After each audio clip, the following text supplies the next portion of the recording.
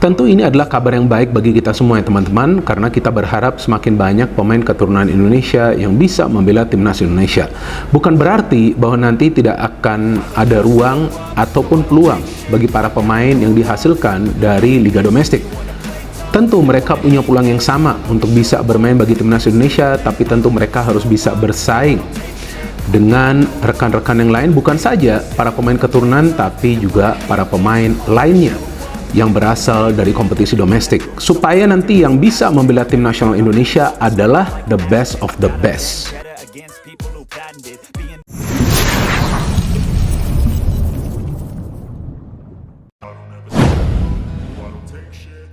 Ketua Umum PSSI benar-benar gila, nekat naturalisasi 5 pemain kelas dunia, Pascal Struijk, Dean Zandbergen, Ian Maatsen, Luke Vickery, dan Jairo Riedewald sekaligus jelang Piala Asia 2027.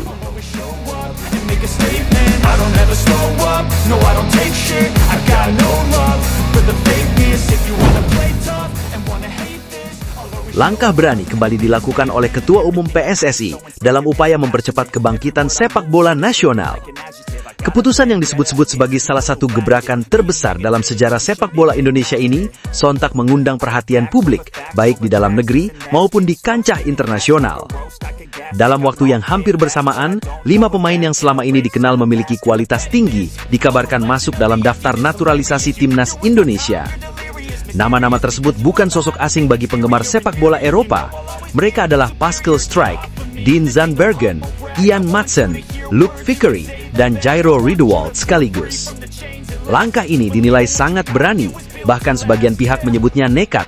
Namun di sisi lain, banyak pula yang melihat keputusan tersebut sebagai strategi cerdas untuk mempercepat peningkatan kualitas timnas Indonesia menjelang gelaran besar Piala Asia 2027. Suasana sepak bola nasional mendadak memanas. Media sosial ramai membicarakan kabar tersebut.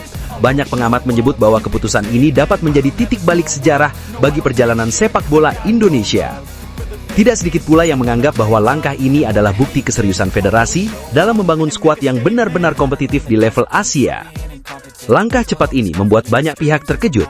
Biasanya proses naturalisasi dilakukan satu persatu dengan jeda waktu yang cukup panjang. Namun kali ini berbeda, 5 pemain disebut-sebut diproses secara paralel. Keputusan tersebut langsung memicu berbagai reaksi. Sebagian pengamat menilai bahwa strategi ini menunjukkan keseriusan federasi dalam memperkuat timnas Indonesia. Mereka melihat adanya ambisi besar untuk membawa Indonesia tampil lebih kompetitif di Asia.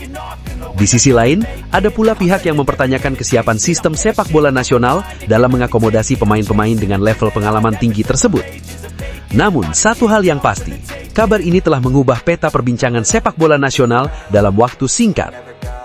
Fokus utama dari langkah naturalisasi ini disebut-sebut berkaitan erat dengan target besar Indonesia pada ajang Piala Asia 2027.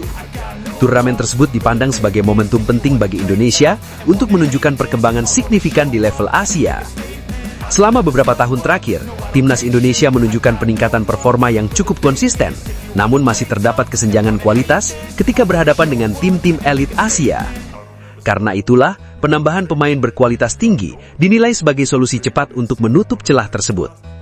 Sejumlah analis sepak bola menilai bahwa kombinasi pemain lokal berbakat dengan pemain naturalisasi berpengalaman dapat menghasilkan keseimbangan tim yang lebih solid. Langkah ini tidak hanya bertujuan untuk meningkatkan kekuatan tim secara instan, tetapi juga diharapkan mampu memberikan dampak jangka panjang bagi perkembangan pemain muda Indonesia. Kehadiran 5 pemain ini menjadi topik hangat dalam berbagai diskusi sepak bola. Pascal Struijk dikenal sebagai pemain bertahan yang memiliki kemampuan membaca permainan dengan sangat baik.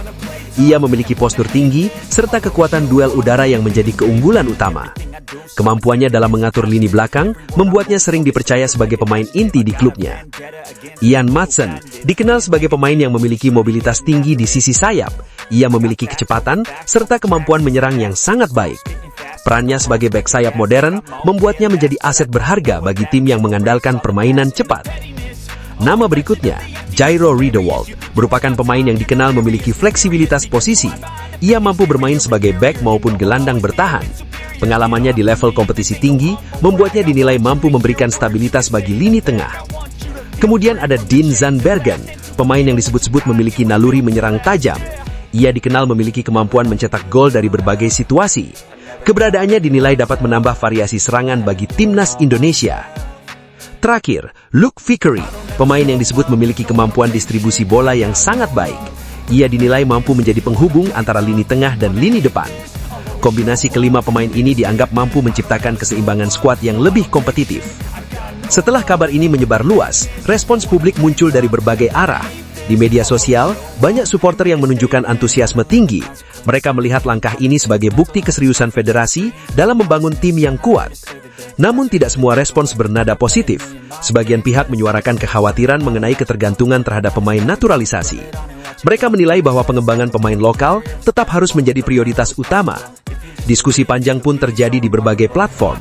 Beberapa mantan pemain nasional turut memberikan pandangan mereka. Sebagian mendukung langkah tersebut, sementara yang lain menyarankan agar proses naturalisasi dilakukan secara selektif dan terukur. Meskipun begitu, mayoritas supporter tampak optimis dengan potensi dampak positif dari kebijakan ini. Langkah naturalisasi 5 pemain sekaligus tentu bukan keputusan yang diambil secara tiba-tiba.